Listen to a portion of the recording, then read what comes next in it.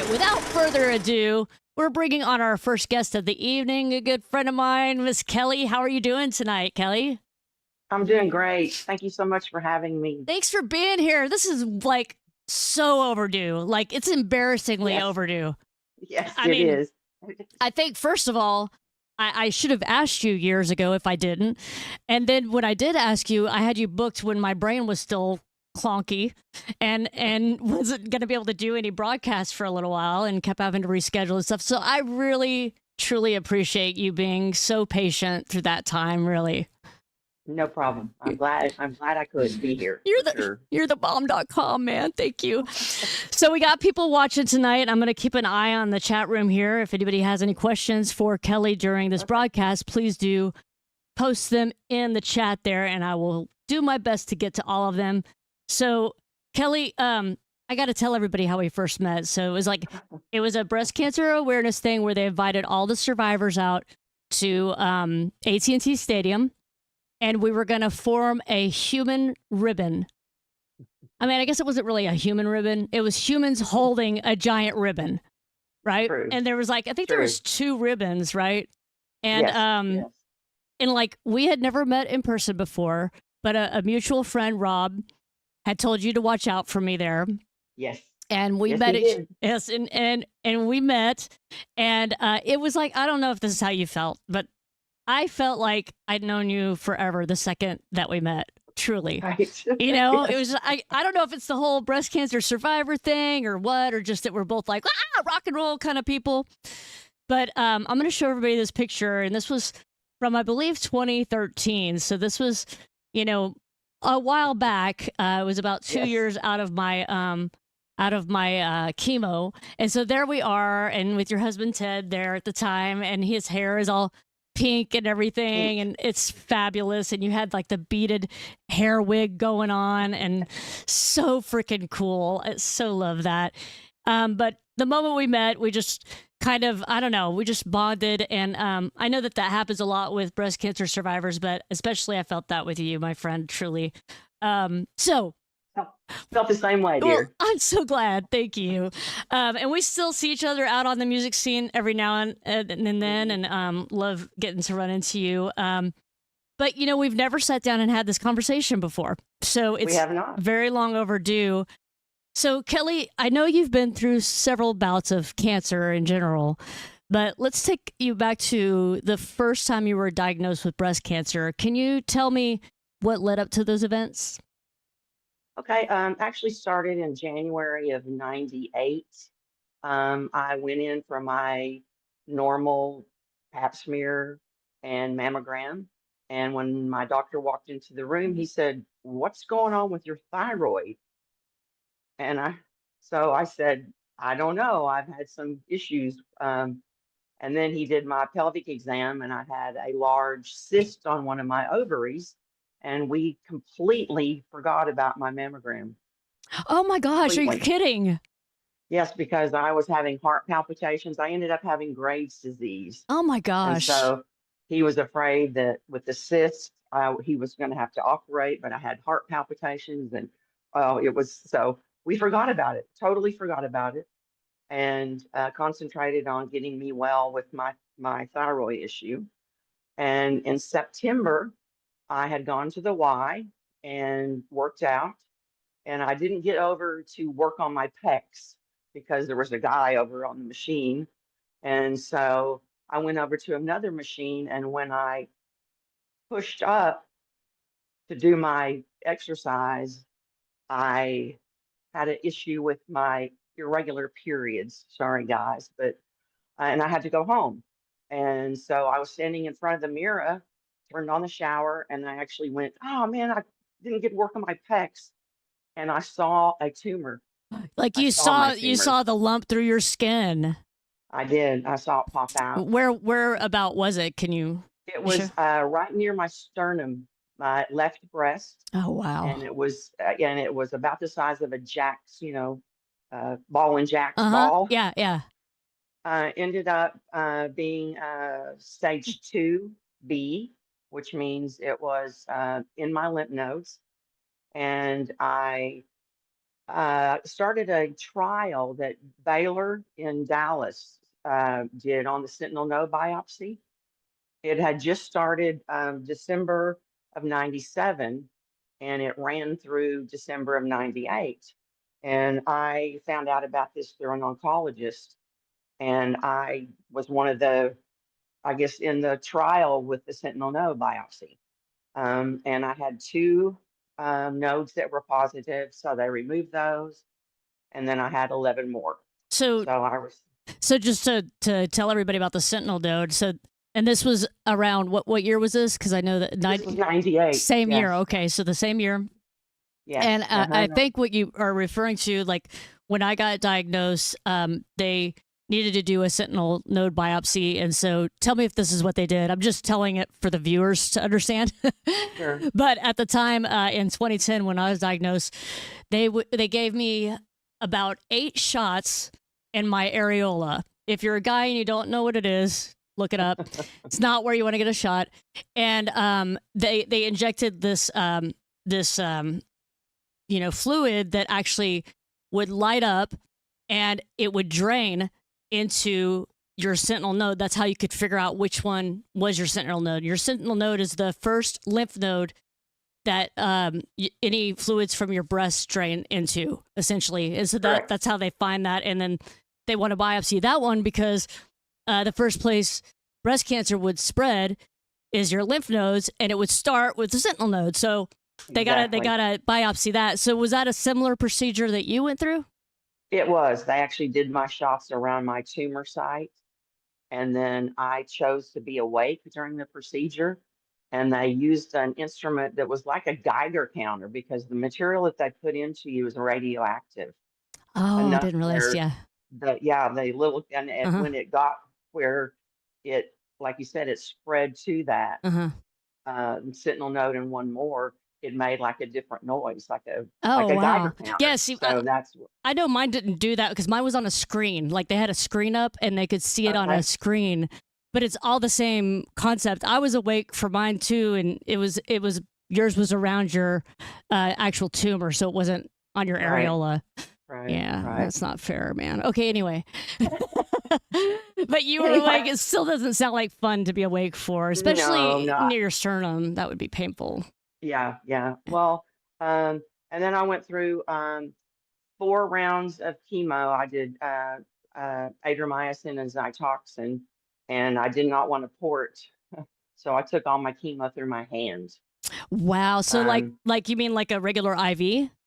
yes, So every yes, time you went in, you had a new IV put in because you didn't want to yes, port. Got it. Okay. yes. I Well, did, I but that's a did. good thing to point out. Like you are in charge of your own health. You get to make those decisions. You know what I mean? Sure, Yeah. sure. It Totally is, cool. it is.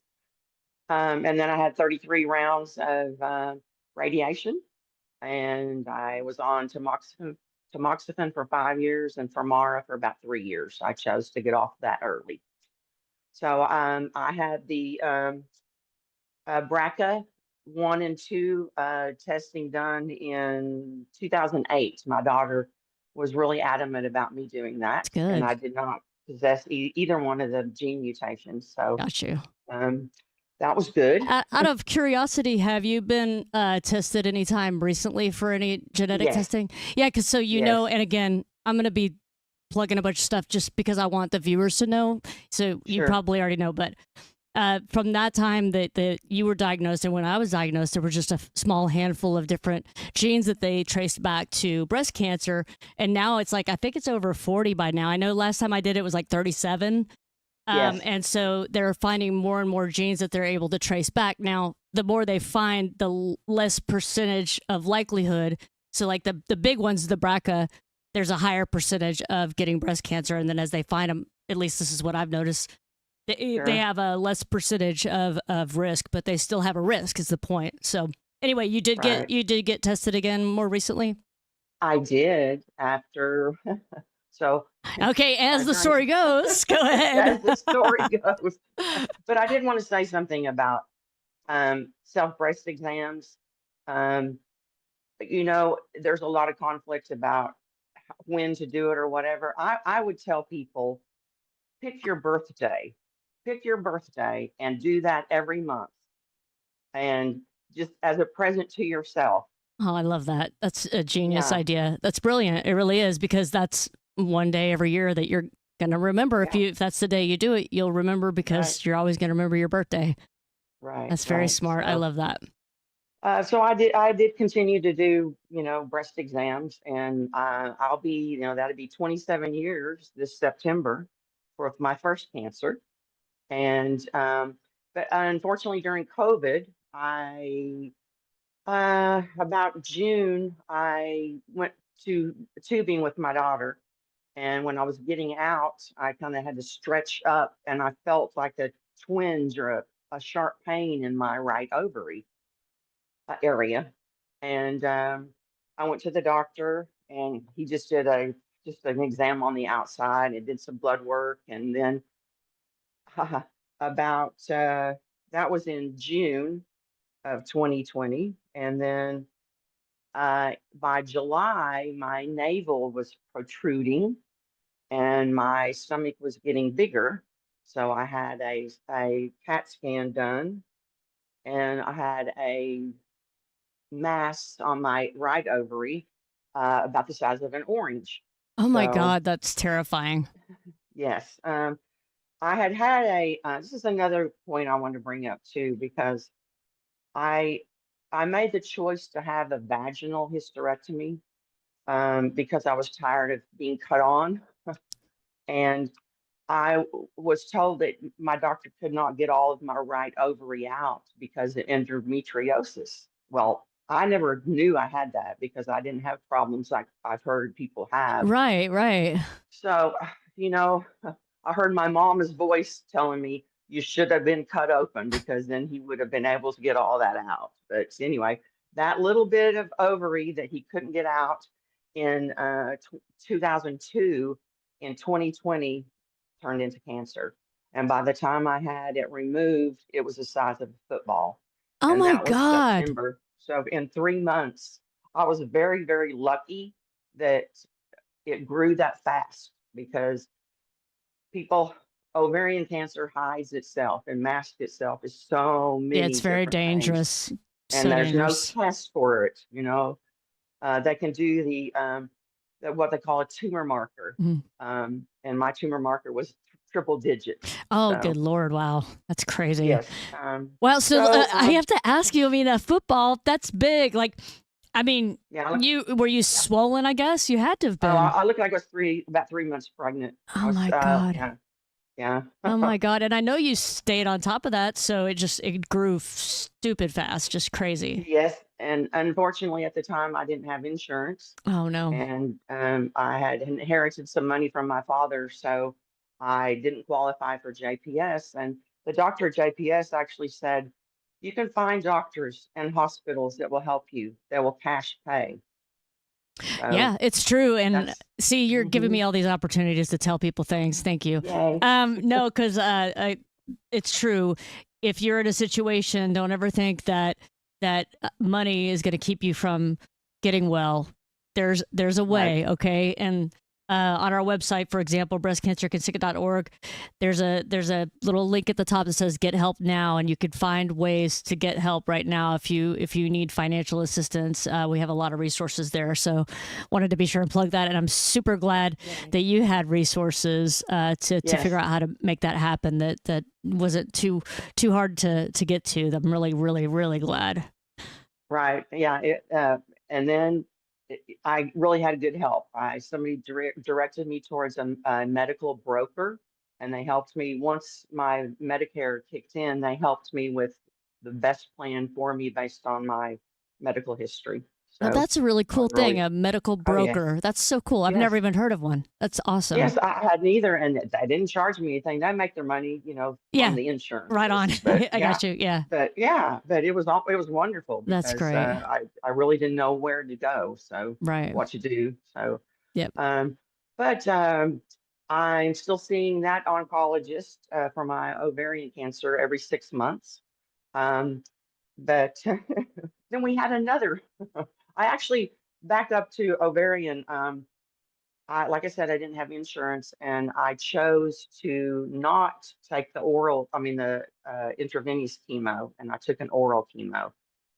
So there's, Again, there is yeah. choices. Yeah, there are choices. And I mean, even like I've said before, whenever I was diagnosed, they gave me like choices. There were choices, and you're in charge of your health. That's the bottom line. Right. Whatever it is you want to do, everybody should do it. Whatever they are most comfortable with. Don't let anybody pressure you into doing something you don't want to do. You got to feel complete clarity on your decision. Right. And it's wonderful the resources that we have these days. In 98, I didn't know anybody that had cancer. I didn't know anything about anything. So it's really It's wonderful that all the resources and what you're doing and other oh, foundations too. thanks, So Kelly. Thank you so much. yeah, Yeah, I mean, it is a good time to be alive, and if you're going through any form of cancer right now, you really do have all the resources at your fingertips nowadays. It's great. exactly, Yeah. exactly. But I got one more. Yep, you do. I do. So actually in September of 2023, I had a mammogram that showed a lot of calcifications. So they scheduled me for another one in April of last year, and it showed that I needed a biopsy. Here So we I go ended up, again. I know, but between those two, between the first suspicious mammogram and April, I'd had an injury to my breast. Huh. And I know that there's some differences of opinion, but injuries to your breast can cause calcifications, which can lead to cancer. So I'm thinking that's what happened because I was diagnosed again with the cancer, but thank God it was DCIS. It was contained, and through a lumpectomy and another reincision, they got it all. And with 20 radiations, I'm clear. So Yeah, no big deal. Okay, well, thanks for joining us, Kelly. Take care. Bye bye. No, wow, man, it's so crazy. So, yeah, do you want to but the in explain? between. Yeah, Oh, sorry. I was just gonna say, do you want to explain what DCIS is? Yes, it's uh, ductal incarcin. Wait, DC. You got this. Ductal carcinoma in situ, which means it is contained into the breast. It has not left the breast. Right. And is that also only in one stage that you can have that, or could it be in multiple stages? Yeah, I actually, was under the impression it was like most of the time a zero. yeah, I was a grade two. Grade two. So Yeah. yes. So I wonder what I stage guess it you was the size of the area. gotcha. Yeah. I had And a lot of calcifications that they considered, did did they ever tell you sounds like a weird question but did they ever tell you if it was for sure the same cancer that you had previously that had gotten other places, or were they new No, cancers? it is. These were all So you new had cancers. three primary cancers. Wow. Yes, Holy yes, cow. yes, yes. And Mic I drop. did when right, Right? Saying. the yeah, and I did have the BRCA, the more genes Uh, involved. I had that done with my ovarian cancer. So, and again, I didn't possess any of the gene mutations. yeah, So, yeah. and I don't have a history in my family. My brother actually was diagnosed with prostate cancer the same year I was ovarian. So, and that's the kind of those genes are linked. I know that. But Yeah, my dad has prostate cancer right oh, now, and he was diagnosed like the year before I was diagnosed with breast cancer. oh And wow, when we did I want to say I can't remember what it's called, but it's basically like a family tree where you list off how each person passed away, and if they had cancer, you list it. And when right, we did all that homework before the genetic testing, we found a lot of cancer on my dad's side, and so we're pretty confident that it came from over there, but it wasn't like totally apparent because we knew my dad had it and my dad's brother had right, it, but then other people were deeper into his family history. So, okay, but I think it's all related, and I think a lot of times, I think there's a lot of cancer that is genetic. But I was watching something from Dr. O'Shaughnessy earlier today, and she was explaining how the majority of the time it isn't genetic; it's just random whatever, you Yeah, got cancer. So it's very important to stay on top of it, whether you have a family history or not. We skated right. over like many aspects of all the stuff, Kelly. I want to go back to like I mean, we had to get the story in here because it's just an incredible story. And I'm happy that you're sharing it. But when you got that first diagnosis in 1998, how did that hit you? Were you married at the time, or tell me your Uh, situation? I was married. My oldest son was 13. I had a 11-year-old son and a 10-year-old daughter. Yes, and I was extremely active. Um, I was PTA. I was in the PTA. I was, involved in their soccer teams and my daughter's Girl Scouts, and it devastated me. But it ended. I actually wrote a poem about it years ago because I realized it made me a better person. I love that. Because You have to find that poem and share it oh, sometime if you're comfortable with I that. I would love that. Do you have it with you right now? well, it's on my phone. I Oh, didn't okay, think okay. about printing it. No, it's okay. That's just really cool. I mean, Yeah, I just really feel like it made me a better everything because I was really kind of pretty much a control freak. uh-huh. Um, I really thought I had everything in control. And it made me realize that I am not the one in control. And I felt like I was a better everything, better mother, wife, friend, person. So I that's think the way I felt. yeah, I think it's odd, but I hear that a lot, you know. It's just like the silver lining, you know, almost of going through something like that you actually gain something. There's something to be gained from going through something traumatic like that. There really is, and you know, I think it does make people have way better perspective on life in general. That's for sure, you know. Right. But And I have so many good friends that are survivors, and I would never have met them if well, it hadn't been for that, I you know you and know. me, we never would have met. It's like, and Yeah, it's I like the know, right? coolest thing. I mean, and we would meet up at many survivor things. I mean, there were a lot. I wish I had time to dig through more photos, but I was really anxious to get that Yeah, specific we one. used to also at the Stars game or something too, I Stars think, right? game. We did Yeah. so the Cowboy game. We did a Rangers game at Yes, yes. Arlington Stadium when that was still there. Well, not Arlington Stadium. I just went back like 30 years. Ball, yeah. The ballpark Yeah, in Arlington or whatever. that's Can't it. Yeah. believe. Anyway, but yeah, we went to those games together. But okay, the one thing I want to know is in your first bout with breast cancer, did you? I know you said you had 33 rounds of radiation, which is like brutal. But before that, you did do chemo intravenously, not through a port. Right. I presume, based on what you had told me, which chemo treatment you had, that you did lose your hair at that time, and I just want to know, you know, that hits everybody differently. So how did that hit you in your first bout?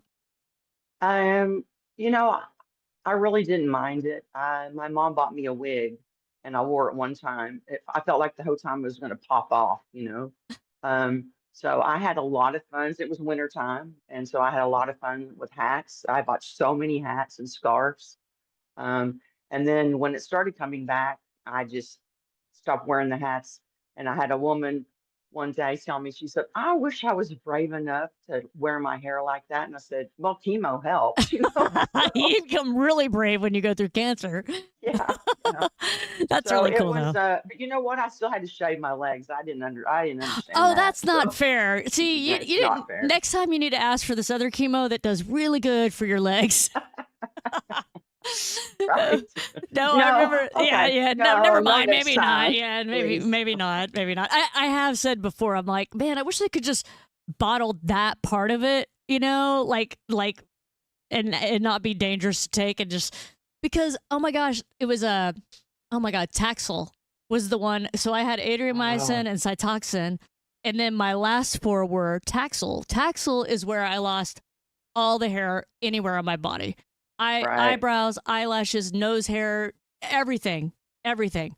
Didn't have to shave. My legs were the smoothest they've ever been in my life. But yeah, like you said, yeah, not again, but maybe one day in the future when they have like that just part bottled up nice for us, we could do that. Well, the nurses were talking about the new drugs. when I was finishing up my last chemo, and I kind of felt gypped that I didn't get the new ones. Right. And then I heard all these things, Yeah, these you're like, stories about them. so What? crazy. Yeah, and Yeah. nowadays there was a law that went into effect. I think it was like 6 years ago. I think, and I forget what it's called, but it was where they were allowing people to try new drugs that hadn't gone through the whole trial thing if they had Okay. no other choice. Like if they tried everything and it was like a hey, this is the only thing left I can do to try to survive. And Oh, so yeah, wow. I can't remember what it's called. It had a good name. I'm not remembering. If somebody watching right now remembers, be sure to ping that in there because I don't remember it right now. But I thought it was really good that came out because again, that puts the person in control. They get to make their own decisions. And so, Right. if you've tried everything else and you have nothing else to try, well, I'm sure you would want to try anything. You know what I mean? Sure. And to have that option Sure. is really nice. So, hair thing didn't bother you at all. I'm not surprised. I'm not, man. And then I stopped dyeing my hair. So I've been like this since my 40s, And early 40s. you've So always looked so adorable, so cute. I oh, I thanks. love it. But tell me about the 33 rounds of radiation. I didn't go through radiation, but I've talked to many people who have. What was that like for you? Fortunately, I did not have any problems whatsoever. I just did what they told me to do, and didn't have any burning or really any problems whatsoever. I had a little bit more of this problems this last time because of my whole breast was radiated. The four on my left side, my first cancer, it was just targeted to my tumor, but because of the calcifications were there was other calcifications in my breast. They wanted to radiate the whole breast. So I Oh had a big old wow. box. They draw on you with markers. Oh really? And I mean, Yeah. I've And seen you have some pictures of women who've had radiation that's like really red and almost leathery looking. Did it look like oh, that? Oh, it didn't. It okay. didn't, but I know that it happens to Yeah, people. yeah. My complexion, I think the darker complected you are, the more problems you'll have. Huh. I would have done Yeah. great if I had ever had to do that. Nope, but I'm Yeah. never again. We're Yeah. good. But one thing they didn't tell me, I was in at the time I was in the best shape of my life. I'd been working out so much, and I had my body fat amount was really low. And they didn't tell me that when you radiate your breast, it will never change sizes, no matter how much weight you gain or how much weight you lose. Whoa. So Yeah, so does that mean that so it was your was it your right breast that was radiated? this is my left Your left breast. breast Actually, was now they've both been radiated, and because she had to go the on my right, the first time she didn't get all the cancer, so she had to go back in. I said, "Can you just eyeball them and make them kind of even? Because I've been having this. This one's been bigger for 20 something years." So, right. um, yeah, And but yeah, they didn't tell me that.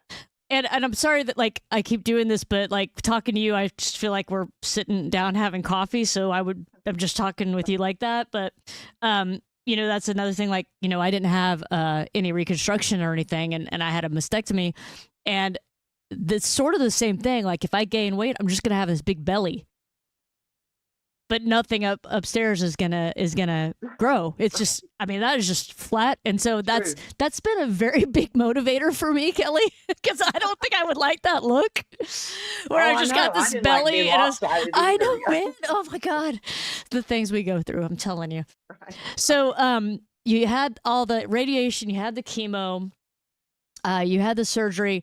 In the end, when the football was removed, that was an actual cut into you, right?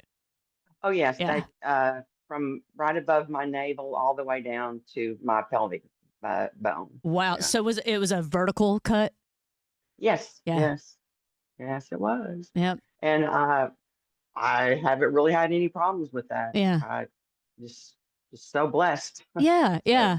No, yeah, it's our battle wounds, It's like I don't know, I see stuff online a lot where they talk about how scars are show that you've been through things and whatnot, right, and I really believe that, and I carry them proudly that way.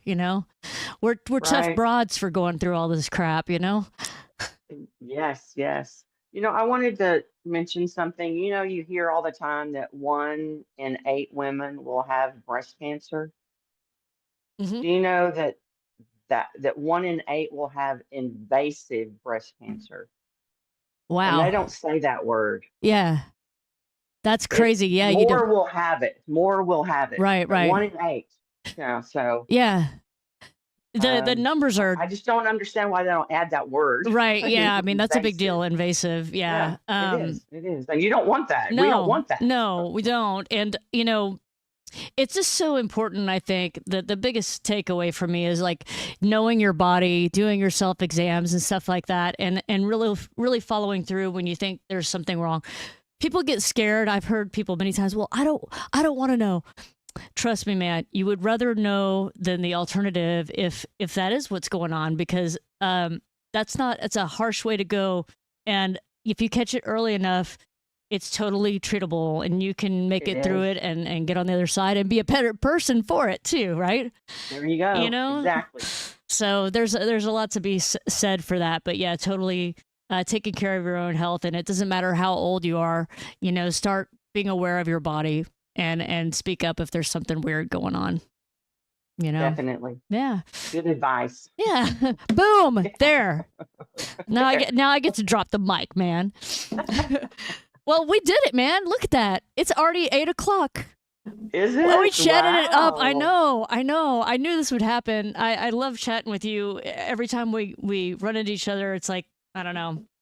It's like a friend from my school or something. I don't know what it I is. know. I know. And Rob knew what he was doing when he told me to look yeah, for you. see, I know he did. And I'm so glad and blessed that you're in my life and that we continue to see each other and chat every now and then. And I'm grateful that you were so patient about getting on the show this go round. Sorry, we had to do all the Oh, juggling. It's terrible. I really hated no that. problem. I think I had some conflicts as well. No So worries, man. It was a pleasure having you on, but I'm going to get you out of here so we can get Sean okay. Fuller on. But girl, man, thank you Hey. so much for being here tonight. And this actual broadcast interview will be on our YouTube channel, youtube.com/breast cancer can stick, because it was too long, but it's youtube.com/breast cancer can stick. Can stick. And you just have to stop there. So be Yeah, sure to okay. check that out. It should be up at the end of next week at the latest. So it'll be up there and you can share it with your Awesome. friends and whatnot, okay? It's great to Awesome. see you, girl. I love you. Thank you, You take care of April. yourself, okay? You All too. right, bye bye. Bye. All right, everybody. That was Kelli, such a rock star, man. How fun was that? That was so fun. I don't know if that was as fun for you guys as it was for me, but I had a great time hanging out with her. We don't get to see each other very much, so it was very cool.